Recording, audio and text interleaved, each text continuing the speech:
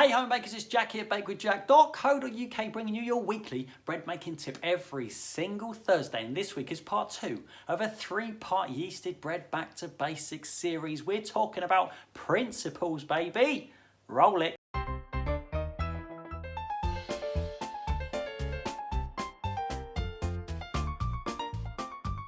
Hey you guys, and welcome back to the Bake with Jack YouTube channel, where I share with you a little bit of my bread making expertise every single Thursday. If this is the first time you've been here and this sort of thing tickles your taste buds, consider clicking subscribe before you go. Okay, this is part 2 of a 3-part series. Last week we spoke about ingredients, the basic ingredients categorized into nice categories for your yeasted bread. Part 3 next week will be the process, the steps and the stages that you need to go through in order to make a nice loaf or nice rolls or whatever. But it would be wrong for me to go there without talking about the principles of homemade bread, because you know how we do it here at Bake with Jack. You know it. We deal with principles. We deal with some recipes. Yeah, there's some recipes, but we deal with principles because principle is where the true power lies. Principle will give you the power to come up with your own stuff and make your own way and make it fit in with your own schedule. Principles will give you the knowledge that you need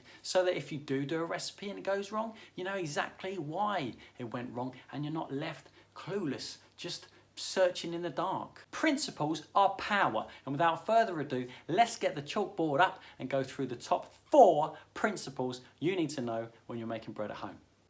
Oh, I should have done this earlier. Okay, here we are. There are 4 key principles at play when you are making bread successfully at home. Let's go through them one by one. Principle number 1 is strength. The strength within your dough, and this is down to gluten. Gluten are the elastic bands inside of your dough that knit the whole structure together. Gluten is the thing that gives it that elasticity, that bounce, that snapback, and with that bounce and elasticity, things are going to rise up really nicely when the yeast does its work and makes bubbles. Strength is the thing that holds all those bubbles inside of the dough, and your dough will rise up nice and tall and proud, both in the first rising stage and in the second when you bake it. The strength and elasticity in your dough is developed with 2 things. One is work and the other one is rest. Working your dough, kneading it in the beginning stages, that physical labor is what develops the gluten, the elasticity and the strength of your dough. When you are resting your dough, when your dough is soaking in the moisture, that gluten and everything develops even further while you do nothing. Strength is key, because without strength in your dough, it ain't gonna puff up properly. Let's move on to principle number 2. Puff. Puff is the name of the game. Call it what you want. Call it rise, call it prove, but what it is your dough puffing up. A puffed dough is not going to be a dense, heavy brick loaf at the end. It's going to take on the gas, puff up, and make a nice light bread. You need to build strength in your dough, and you need for your dough to puff. If it doesn't puff up, it's going to be solid as a rock. You need puff. Yeast puffs up your dough as long as you've worked it nicely and your yeast is okay. That will happen at room temperature, that will happen in warm temperatures, that'll even happen slower at a cold temperature, but it will puff. The gas created by the yeast in combination with the strength of your dough creates puff. If your dough is taking a while to puff, just leave it a little bit longer. A puffed up dough makes a nicer bread than a non-puffed up dough. I think we've established the puff. Let's move on. Principle number 3 is structure. Can you read that? It's a little bit dodgy. Structure. By now you might realise that all these things are interlinked in some way. They all rely upon each other, and that's the whole point of the game. You got all 4 linked up together. You got all 4 principles working in your favour, and you've already won the game. It's easy. Structure is important. If strength is the elasticity, the strength inside of your dough to be able to hold all the gas, then when the yeast does its thing, the strength holds the gas and the dough puffs. A puffed dough is a win. However, you'd like it to puff up nicely, right? In the right direction where you want it to go. We have to build structure to make that happen. Structure is everything you do after you knead the dough all the way until it goes into the oven.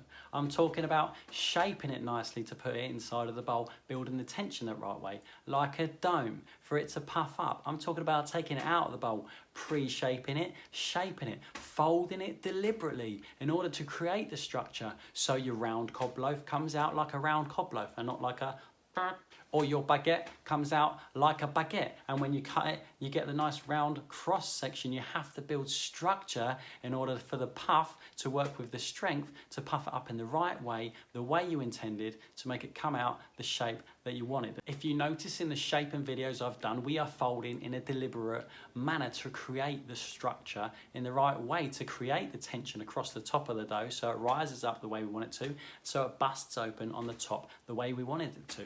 This is what we do. This is what we do with the folds deliberately, shaping deliberately in order for it to come out looking just the way we wanted it to come out. Number 4 is a big deal. Principle number 4, the link between them all. All of these are intertwined, but number 4 is a big deal, and it's the easiest part that we need to do. Are you ready? Bang! Time, the principle of time. If you've been following this channel for a while, you'll know that I bang on about time the whole time. And now I realise I've given away the 4th principle, and you can quite happily turn off YouTube and go off and do whatever you want to do, knowing the 4 principles. But wait until the end, give me a bit more of your time, because there's a very important thing I want to talk about that links everything up. Everything. Without time, you can do none of this stuff. You need time for the dough to be able to do what it needs to do.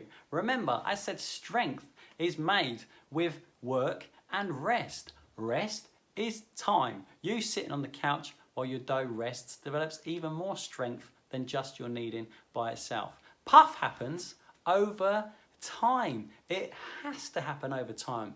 Yeast does its work while you are doing nothing, drinking tea. That's the magic of time. Take your time. Another word for time in this game is patience. If you want to take responsibility for that time, it's patience. It's your patience. Give yourself a pat on the back for giving your dough time and being patient. Time brings more strength. Time allows your dough to puff up when you've built that structure in the correct way to make it rise up in the correct way. And time brings flavour.